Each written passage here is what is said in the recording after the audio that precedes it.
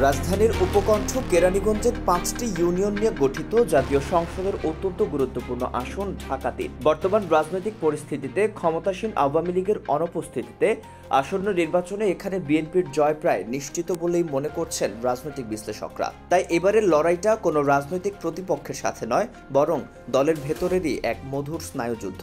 সবার মনে এখন একটাই প্রশ্ন, এই আসনে ধানের শীষের কাণ্ডারি কে হবেন? প্রবীণ, অভিজ্ঞ ও বরেণ্য নেতা গয়েশ্বর চন্দ্র রায়, নাকি তারুণ্যের প্রতীক এবং সম্ভাবনাময় পুত্রবধূ নিপুণ রায় চৌধুরী? এই নীরব প্রতিযোগিতা এখন রাজনৈতিক অঙ্গনে এক চাপা উত্তেজনার জন্ম দিয়েছে। অবশ্য নির্বাচন বা রাজনীতি নিয়ে শ্বশুর পুত্রবধূর মধ্যে প্রকাশ্যে কোনো লড়াই বা মতবিরোধ নেই, বরং নিপুণ রায় চৌধুরী তার শ্বশুরের প্রতি বেশ অনুগত এবং তাদের মাঝে কখনো কোনো রকম পারিবারিক বিবাদও দেখা যায়নি।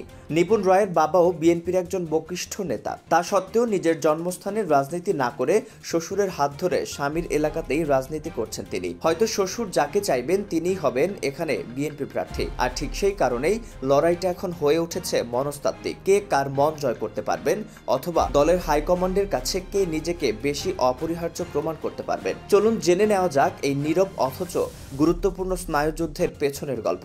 গয়েশ্বর চন্দ্র রায় একজন পোড় খাওয়ার রাজনীতিবিদ এবং মুক্তিযোদ্ধা। স্বাধীনতার পর ছিলেন জাসদ ছাত্রলীগের একজন সক্রিয় নেতা। ১৯৭৮ সালে তিনি যোগ দেন জাতীয়তাবাদী যুবদলে এবং পরবর্তীতে যুবদলের সাধারণ সম্পাদকের মতো গুরুত্বপূর্ণ দায়িত্ব পালন করেন। সময়ের পরিক্রমায় এখন তিনি বিএনপির একজন গুরুত্বপূর্ণ স্তম্ভ। দলের সর্বোচ্চ নীতি নির্ধারণী ফোরাম জাতীয় স্থায়ী কমিটির একজন সম্মানিত সদস্য।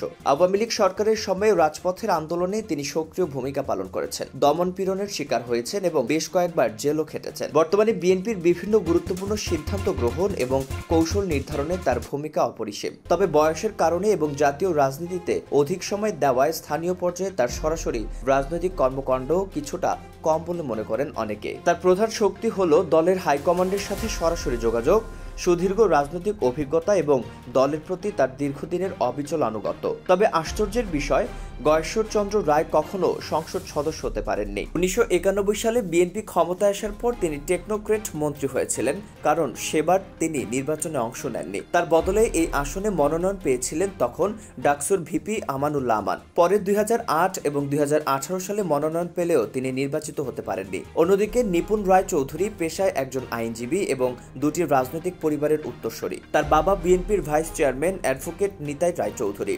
পাশাপাশি তিনি গয়েশ্বর চন্দ্র রায়ের পুত্রবধূ। ইডেন কলেজে ছাত্রদলের মাধ্যমে রাজনীতিতে হাতেখড়ি হয়েছিল তার। বর্তমানে তিনি ঢাকা জেলা বিএনপির সাধারণ সম্পাদক এবং বিএনপির জাতীয় নির্বাহী কমিটির একজন সক্রিয় সদস্য। আওয়ামী লীগ সরকারের বিরুদ্ধে বিএনপির বিভিন্ন আন্দোলন সংগ্রামে রাজপথে তার উপস্থিতি ছিল চোখে পড়ার মতো এবং এই কারণে তিনি কয়েকবার গ্রেফতারও হয়েছেন। ঢাকা জেলা বিএনপির সাধারণ সম্পাদক হওয়ায় স্থানীয় পর্যায়ে সংগঠনকে শক্তিশালী করতে তিনি সক্রিয়ভাবে কাজ করে যাচ্ছেন। তার নেতৃত্বে জেলা বিএনপির বিভিন্ন ইউনিট নতুন করে ঢেলে সাজানো হয়েছে। সাংগঠনিক দক্ষতা এবং তরুণ প্রজন্মের কাছে তার গ্রহণযোগ্যতা তাকে একজন শক্তিশালী প্রার্থী হিসেবে প্রতিষ্ঠিত করেছে। দলের মনোনয়ন প্রত্যাশী হিসেবে তিনি ২০১৮ সালেও আলোচনায় ছিলেন। এখন প্রশ্ন হচ্ছে, আগামী নির্বাচনে বিএনপি কার উপর আস্থা রাখবে? গয়েশ্বর চন্দ্র রায়ের দীর্ঘ অভিজ্ঞতা ও দলের প্রতি তার পরীক্ষিত আনুগত্য, নাকি নিপুণ রায় চৌধুরীর তারুণ্য ও সাংগঠনিক শক্তি? বিএনপির শীর্ষ নেতৃত্ব যদি তারুণ্যকে প্রাধান্য দেয় তাহলে হয়তো এগিয়ে থাকবেন নিপুণ রায়। আরেক দিক থেকেও নিপুণ রায়ের সুবিধা পাওয়ার সম্ভাবনা রয়েছে। বিএনপি চেয়ারপারসন বেগম খালেদা জিয়া তাকে খুবই স্নেহ করেন। তার বাবা নিতাই রায় চৌধুরী একাধিকবার বলেছেন যে নিপুণ মায়ের বিয়েও ঠিক করে দিয়েছিলেন বেগম খালেদা জিয়া। অন্যদিকে গয়েশ্বর চন্দ্র রায় বিএনপির একজন পরীক্ষিত সৈনিক এবং নীতি নির্ধারক। দলের সংকটময় মুহূর্তগুলোতে তার মতো অভিজ্ঞ নেতার প্রয়োজনীয়তা অস্বীকার করার উপায় নেই। দলের হাইকমান্ড হয়তো তার অভিজ্ঞতা এবং জাতীয় রাজনীতিতে তার প্রভাবকে কাজে লাগাতে চাইবে।